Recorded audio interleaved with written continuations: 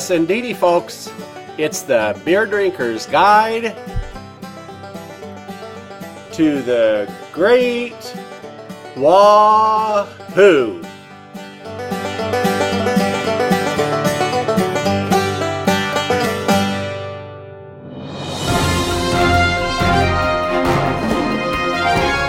And now, it's time for the news. Time for the news to amuse. Dateline Puyallup, Washington, folks. They were having the Puyallup County Fair.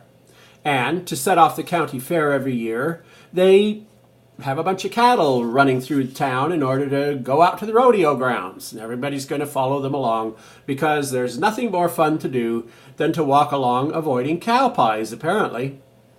So they were herding them along, and a few cows got down on the sidewalk. Fine, everything's going fine, until a couple of them decided that they wanted to meander into a convenience store. Well, a gentleman that was just leaving the convenience store chose to maybe stay around for a while and step back. And these were cattle. They were steer. They had big horns on them. And they were walking around the store. To my surprise, I've seen some videos, and they actually didn't bother a thing. They just were, behaving themselves rather well. I think that they might have been going for pretzels. The weird thing about this story is, to get them out, the cowboys thought nothing about it. They just rode their horses in. Went through the aisles, headed the cattle out. One of the steers did happen to bump into one of the little convenience tables the people have their lattes at. But other than that, it looked like there was absolutely nothing happened. And according to the reports, nothing did happen. No one was injured. There was no damage to the property.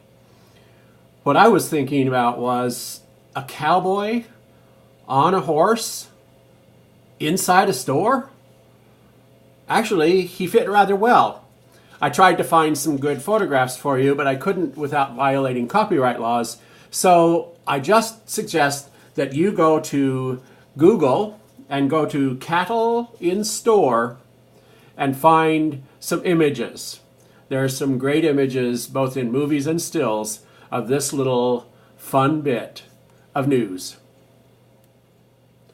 Dateline Wamsutter, Wyoming. Lady Cindy Brown from Arkansas was driving a load across Highway 80 in the middle of Wyoming.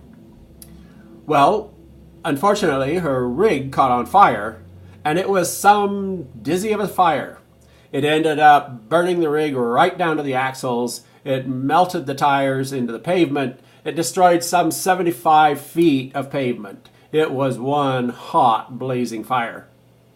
Well, of course, the emergency personnel, the police and the fire department came, and they started working on putting it out.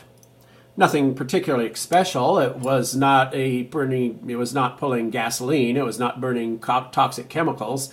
It was just a regular semi on fire, and they've dealt with this before. However, as they got to working on it, all of a sudden they were being shot at. Literally, flying missiles were going by them. It turns out that it was a truck filled with wine bottles, and wine corks were whizzing by them. Said Wyoming patrolman, let me get my glasses here. Wyoming Highway Patrolman Lieutenant Scott Keene said, "The corks were popping out of bottles like the old Jiffy Pop we grew up with." Not only did they have to deal with the corks, which actually hit one of the emergency personnel, but they also had to work with what became shattering wine bottles. So a simple little truck fire turned into rather a spectacular display. Dateline Bakersfield, California. This happened last February in 2009. It turns out that the San Joaquin Valley Railroad has a Sunset subdivision that was doing just fine, and one of the companies that they happened to work next to, which only makes sense because you need railroads to transport grain and products, one of the companies that they were working next to was a very large dairy. Any of you who have driven south of Boise know what dairies put out, other than, of course, the things that we see on the grocery shelf stores. Well, it turned out that back in February, Southern California had a rather gusty day. Winds from 40 to 60 miles an hour came along, and they pushed a great big pile of manure from the dairy over onto the train tracks. It took the crews 2 days to clean up and reopen the line. I read about it in Trains magazine, and they politely called it cleaning up a drift.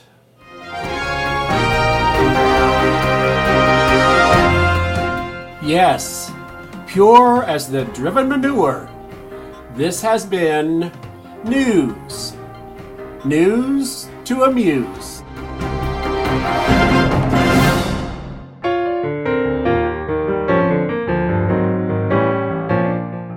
It's time to drive Steens Mountain.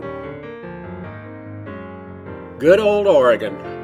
It's known for the Willamette Valley and the coast. But out here on the eastern side of Oregon, there's a big hole that I always thought was just filled with desert. Lordy, was I ever wrong about that. There's some great country just waiting for a little 1 or 2 or 3 day drive right in our back door. A good excuse to go adventuring in this country is driving to the top of Steens Mountain.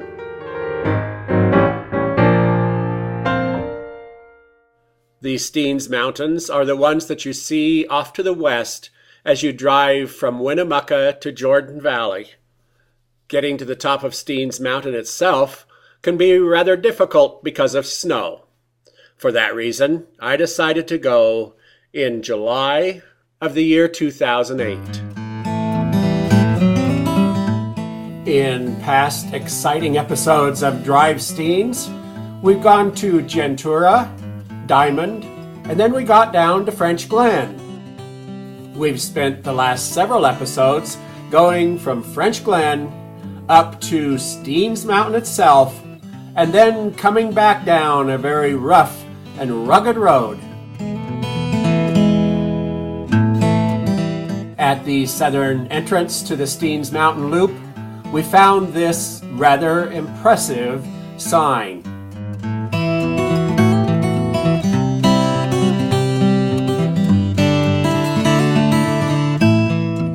And we found, oh, glory of glories, paved road.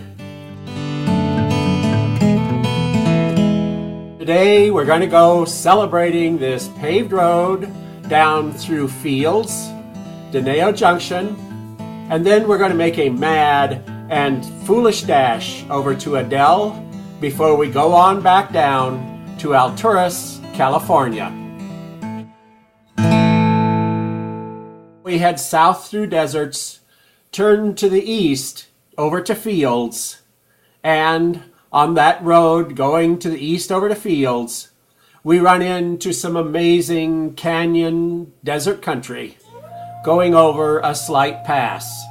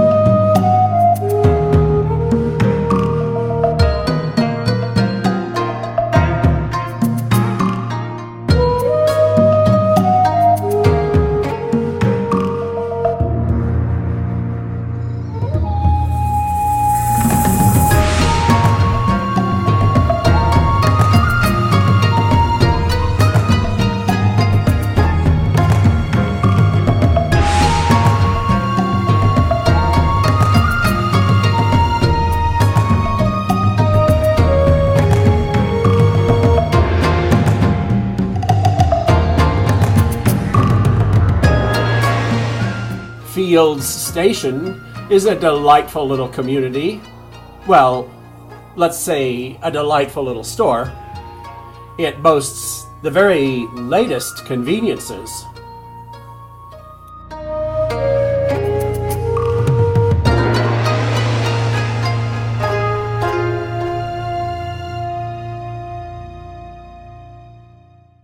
And I will admit, a very nice little cafe with a lovely burger. It turns out that the burger I ate early in July was the 1,531st hamburger served since January of 2008.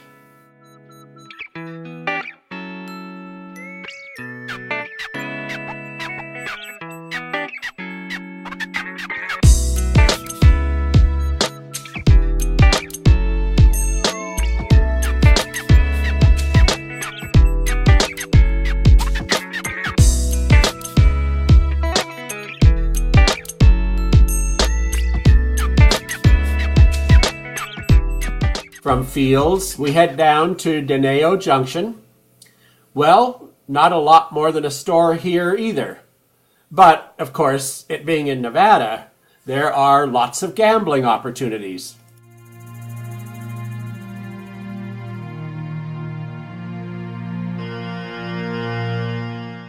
And here in Deneo Junction, I made a very foolish decision.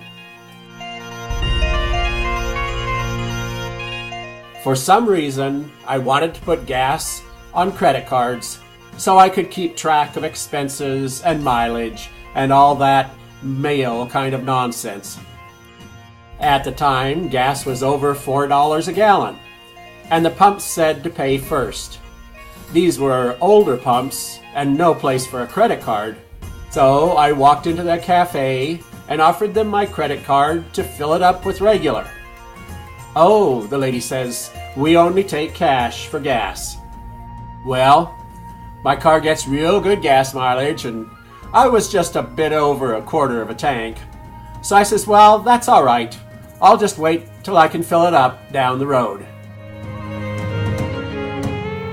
There was a sign just out of town saying, "Next gas, 80 miles. Yeah. Quarter of a tank at close to 40 miles per gallon, no problem, right?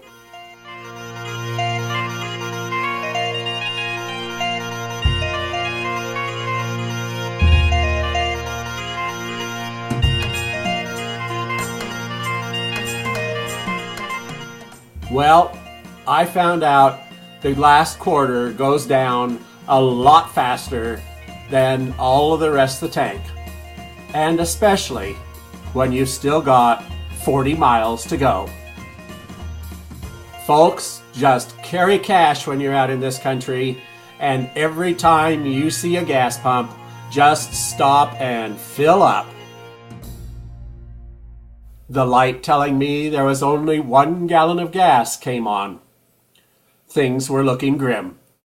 I made a very foolish decision. Because of that decision, I was just cruising along as efficiently as I could, 60 miles an hour. I came up on this big escarpment that the road turns into. I practically went off the road getting this snapshot because I was in a panic to get a picture of this great spot, and I was too dang dumb to slow down because that might affect my gas mileage. From this spot here, we could look out over the valley and see some lakes that on the map looked like that they were close to a place called Adele, which was where I was aiming to get some gas. However, there was nothing around the lakes. I thought, well, I have nothing to do except just go until I run out. Just past the lakes, there was a little hill in the road, and as I came up over that hill, I saw this sight. Oh my goodness, folks. I cannot tell you how welcome the sign at the Adele store was.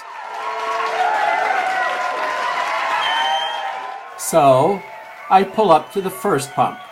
Plus, unleaded. Well, I wasn't going to argue about the plus, folks. And then I saw the felt tip writing of out. Out.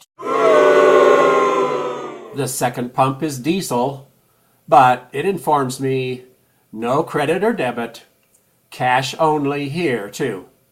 That's right, folks. I had endangered myself and made a very unpleasant drive just because I didn't want to use cash. And now, here I was absolutely having to buy gas with cash. I could have just done it in the first place. I look at the last pump. It's regular, and there is not the word out written on it. There is hope yet, folks. I went into the store.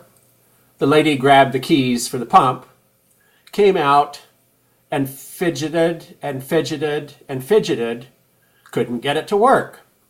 So she said, "Well, I wonder if we're out." Folks, I did not want to hear that. The guy who owned the store came by. He went in and got a screwdriver and fidgeted some more with the pump and managed to get it going. I was so relieved. I had a $20 bill in my pocket. I said, "Put in $20 worth." While we were fiddling with the pumps, the guy who owned the store admitted to me that he really found having gas to be more bother than it was worth. But, he said, he figured he was in the middle of nowhere, and he kind of had to have it for folks. Well, I assured him that we folks sure appreciate it. I know I did. The next available gas was in Lakeview, some 35 miles away. I would have been hoofing at least 30 of those miles. And I'm glad that's one adventure I don't have to tell you about here on the Great Wahoo. Adel is really a lovely little town.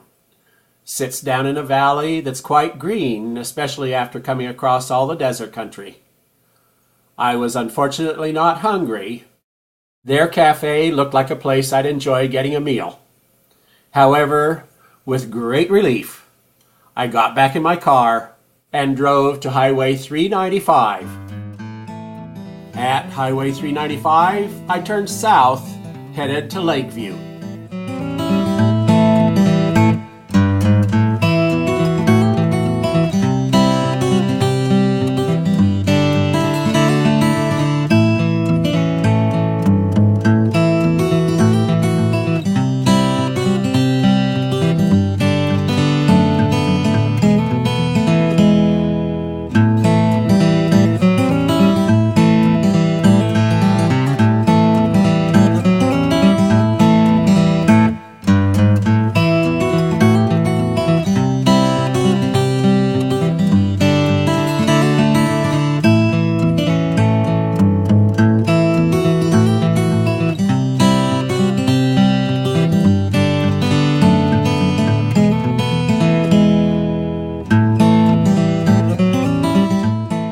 I enjoyed views of Goose Lake, which sits on the California-Oregon border. Goose Lake is an alkaline lake, and even though it's really quite large, it never gets more than 24 feet deep. This is one shallow, spread-out lake. It has lots of wildlife, however, no fishing.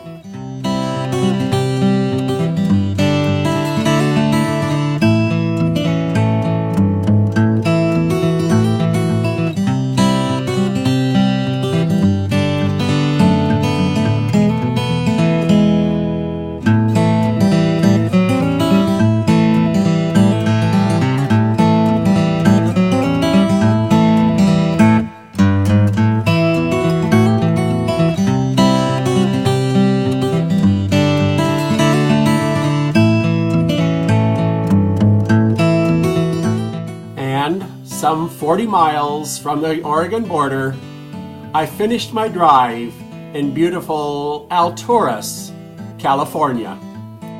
We'll be having a good look at Alturas when we start heading back toward Idaho. What a day. Got up in Diamond, Oregon, drove up Steens Mountain, drove down Steens Mountain on an extremely rough little road that took close to an hour to go 4 miles. Had lunch at Field Station, did a foolish thing I haven't done since I was in my 20s, and suffered for it for miles. Fortunately, the gods of gasoline smiled upon me, and I was able to get enough gasoline in a Dell to make it to Lakeview, where I gladly topped off the tank. From there, I drove down and ended up in the very northeast corner of California. Now that's a day's drive and lots of adventure, some of which, I must admit, I'm going to try to keep from repeating in the future. Well, that was quite a drive, and I must admit I can't believe, as I'm sure you've picked up, that I came that close to running out of gas. That was very foolish. I couldn't help but, on the way back, stop by Deneo Junction and go in and see if the lady was there that had witnessed me make the stupid idea of, oh, I've got enough gas. Well, it turns out she wasn't. So I went and got a pop, and a young man came and he collected my change for it. And I said to him, by the way, I was by a couple days ago, and I came in, and there was a young lady working here, and he guessed at a name, and I said, I guess so. And I told him the little story about coming in, and gas was expensive, and it was cash only, and I thought I had enough to make it to the next place, to the next station. And he started to get this little smile on his face, like, I've heard this story before. And so I looked at him and I says, you tell that young lady that the next time any damn fool comes in here and tells her a story like that, to just hog tie him up and throw him in the back until he comes to his senses. Well, we both got a good laugh out of it. In the past, I always figured, hey, quarter of a tank of gas, I'll fill up. Well, I didn't do that when I was very young, of course. I get down to where I was on fumes, and I ran out a few times. So I've been a quarter of a tank guy for a long time now. However, when I'm driving those little dusty back roads out in the middle of the deserts around here, my new rule is, when that needle is down to a half, you stop and fill that darn thing up. Now available from your beer drinking guide to the Great Wahoo, you can get DVD movies made up from different stories that have been shown here on the Great Wahoo.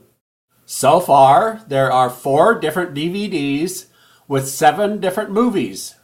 You can check out the world's 2 greatest river floods, both of which happened right here in Idaho. If that seems like a tall order to fulfill, there is a short 11-minute movie that looks into the claims that these are the biggest floods that have ever happened in the geologic history of the Earth.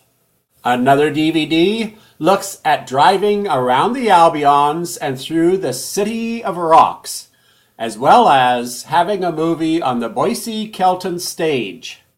This stage was pulled by galloping horses night and day for 40 hours.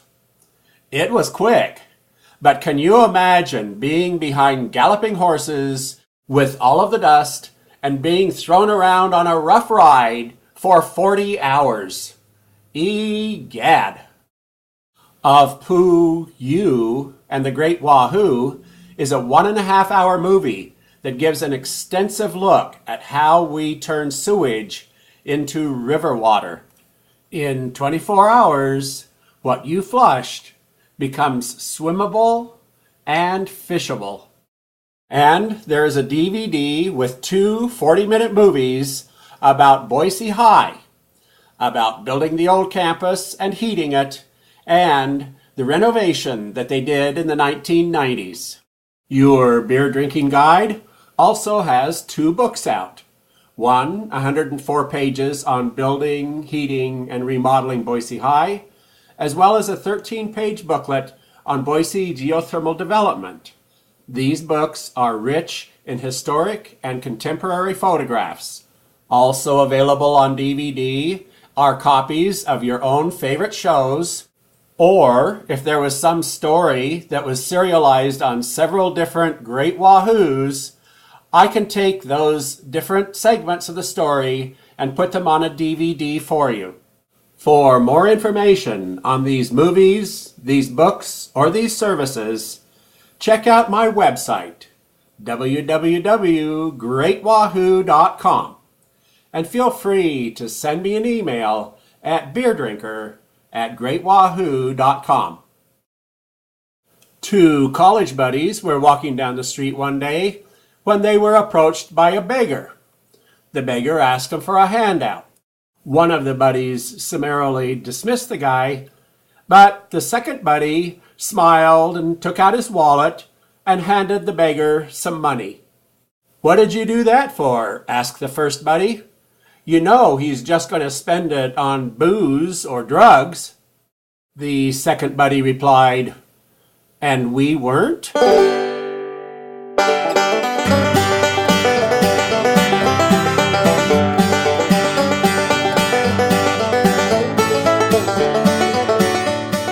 And that's this week's Beer Drinker's Guide to the Great Wahoo. Thanks for watching.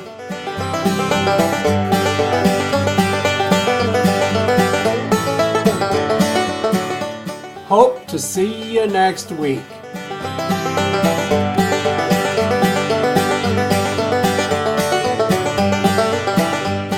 And in the meantime, keep celebrating the Great Wahoo.